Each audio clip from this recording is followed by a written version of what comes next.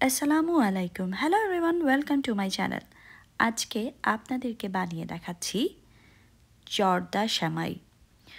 যে কোনো ঈদে এই রেসিপিটা না হলে আমাদের চলে না। আমি এখানে 1 প্যাকেট লাল সেমাই নিয়ে নিয়েছি।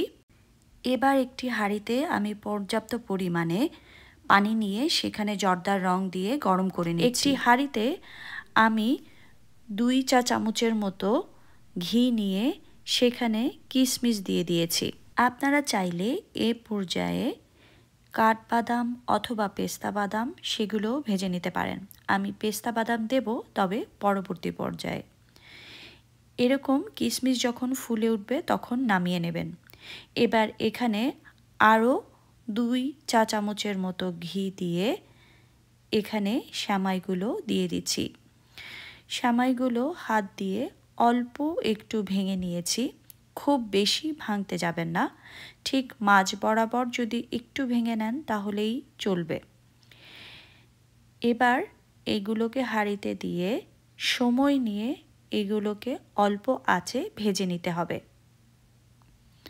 এমনভাবে ভাজবেন যেন নিচে থেকে পুড়ে না যায় এবং সব সেমাই সমানভাবে ভাজা হয়।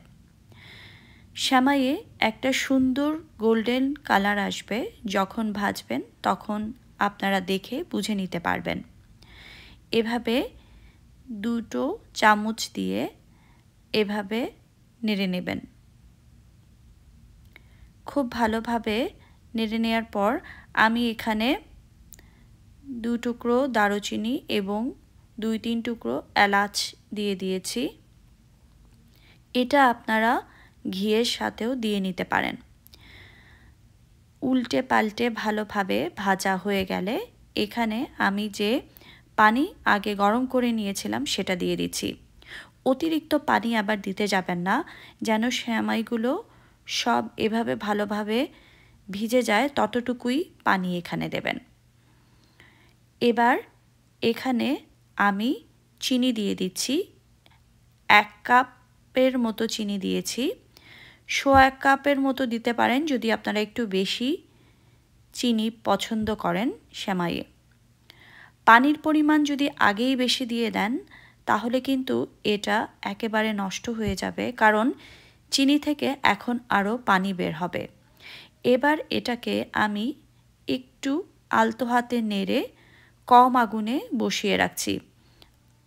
ধীরে ধীরে চিনির পানি শুকিয়ে যাবে এবং এটা ড্রাই হতে থাকবে, ঠিক এরকম। আলতো হাতে এভাবে একটু নেড়েচেড়ে দেবেন। উপর থেকে আবার 1 বা 1.5 চা চামচ পরিমাণ ঘি দিয়ে দিচ্ছি। এবার এখানে আগে থেকে ভেজে নেওয়া কিশমিশগুলো আমি দিয়ে দিচ্ছি। এখন এখানে আমি আরও দিয়ে দিচ্ছি গুঁড়ো দুধ। এটা অপশনাল, আপনারা চাইলে নাও দিতে পারেন, তবে দিলে এটার স্বাদ আরও কয়েক গুণ বেড়ে যায়। এখানে আপনারা 1 থেকে 1.5 টেবিল চামচের মতো গুঁড়া দুধ বা 2-2.5 টেবিল চামচের মতো গুঁড়ো দুধ দিতে পারেন, এটা সম্পূর্ণ আপনার ইচ্ছে। আলতো হাতে এভাবে নেড়ে নেবেন এবং এবার এটা চুলা থেকে আমি নামিয়ে নেব।